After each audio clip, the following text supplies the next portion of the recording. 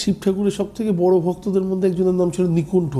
তো নিকুণ্ঠ এবং নিকুণ্ঠর ওয়াইফ দুজন সারাদিন রাত কিছু করুক বা না করুক শিবকে নিয়ে পড়ে আসেন, পারাধ্য দেবতা ওনাদের, সব কিছুতে খুশি, সব কিছু ঠিক আছে।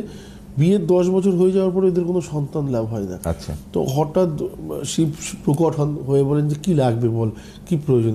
বলছে বাবা একটা সন্তান হলেই আমরা খুশি হতাম। বলছে ওকে, পুত্র সন্তান লাভ করবি, এবারে বল পুত্র সন্তানের তুই কত বছর আয়ু চাস। আমি তোকে দুটো অপশান দিতে পারি, একটা হচ্ছে 16 বছর, একটা হচ্ছে 100 বছর। যে 100 বছর হবে সে মূর্খ হবে, আর যে 16 বছর হবে সে সাংঘাতিক জ্ঞানী হবে। এবার তুই কোনটা চাস?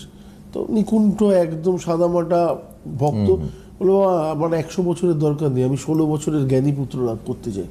বললো অপূর্ব, তুই তাই পাবি। বললো দিয়ে দিয়েছে। এখানে শিবের যে শক্তি আছে আমি সেই শক্তিটা নিয়ে আলোচনা করতে চাইছি। আলটিমেটলি সন্তান প্রাপ্তি এগুলো হচ্ছে একটা জাস্ট ফার্স্ট পার্ট আপনাদেরকে বোঝানোর জন্য। এবারে হওয়ার পরে বেশ ভালো, নিকুণ্ঠ ওয়াইফ প্রেগনেন্ট হন, আস্তে আস্তে সন্তান প্রসব করেন। দিন যায় রাত যায় করতে করতে 15 ইয়ার্স কমপ্লিট হয়ে গিয়ে 16 বছরের যখন জন্মদিন আসতে আরম্ভ করে, টাইম যখন চলে আসে, তখন তারা ছেলের নাম রাখেন মার্কাণ্ডে। এবার এই মার্কাণ্ডে জানতে পারে যে তার 16 বছরের জন্মদিনটাই তার জীবনের শেষ জন্মদিন, কারণ স্বয়ং দেবাদিদেব মহাদেব এটা বলেই তাকে পৃথিবীতে পাঠিয়েছেন। তো মহাদেব পাঠিয়েছেন জানতে পেরে মার্কাণ্ডে বাবাকে গিয়ে বলে বাবা তুমি নিশ্চিন্ত থাকো, আমার এই 16 বছরটাই শেষ দিন হবে না, আমি দেবাদিদেব মহাদেবের পায়ের কাছে পড়ে থাকবো এবং আমার বিশ্বাস উনি আমাকে রাজি করবেন এবং আমি ওনাকে রাজি করাতে পারবো এবং আমি তোমাদের সাথে আরও দীর্ঘদিন এই পৃথিবীতে থাকবো। তো বাবা দেখলেন যে ছেলের মধ্যে সেই 16 বছরের ছেলে চলে যাওয়া কি বেদনার। হ্যাঁ, এবং শিব ভক্তি এত সাংঘাতিক। তো ছেলে বললো বাবা তুমি আমাকে এই কয়েকটা দিন, 4-5 দিনের জন্য তুমি আমাকে ছেড়ে দাও। তো নদীর ধারে যায় এবং শিবলিঙ্গ একটা তৈরি করে, এবং শিবলিঙ্গ তৈরি করে খাওয়া দাওয়া নেওয়া সব বন্ধ করে 3 রাত ধরে যখন উনি শিব ঠাকুরকে ডেকে যাচ্ছেন, 4 দিনের সকালবেলায় ও 16 বছর কমপ্লিট। এবং সেই সময় যমরাজ পাঠায় যমদূতকে যে যাও মার্কাণ্ডেকে গিয়ে তুলে নিয়ে আসো, এই পুত্রটাকে তুলে নিয়ে আসো।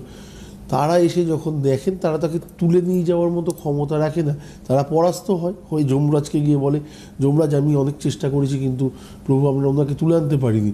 তো যমরাজ খুব রেগে গেছেন যে একটা বাচ্চা ছেলেকে তুলে আনার জন্য এরা পারলো না, এটা কী করে সম্ভব, আমি নিজে যাব।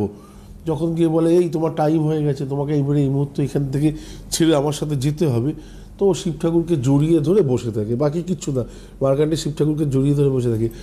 যমরাজ তার হাতে তো কিছু থাকুক বা না থাকুক একটা চাবুক থাকে, সেই চাবুক দিয়ে মার্কাণ্ডেকে এবং শিবলিঙ্গকে বেঁধে ফেলেন। এটা হয়ে যায় যমরাজের লাইফের চরম ভুল।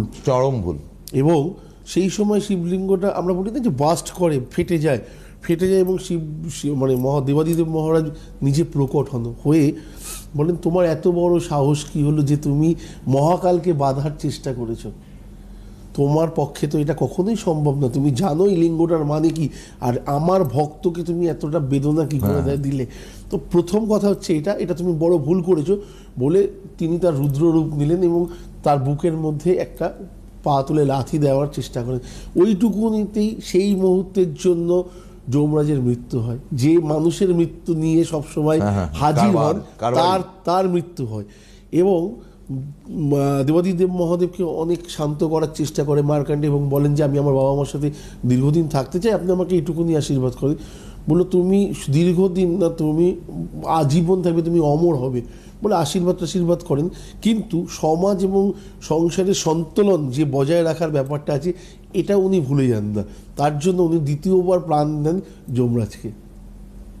তো এটা হচ্ছে, আমি শুধু ওনার পাওয়ারটার কথা বললাম, ভক্তকে ভক্তর মতো সেভ করলেন। দীর্ঘদিন চলে আসা একটা ব্যক্তিত্ব যার কোনোদিন মৃত্যু হতে পারে না, তাকেও মৃত্যু পর্যন্ত লাভ করিয়ে দিলেন, তাকে পুনর্জন্ম দিলেন যেন পৃথিবীর সন্তুলনটা বজায় রাখে। এর থেকে বেশি ক্ষমতা কার হাতে আছে?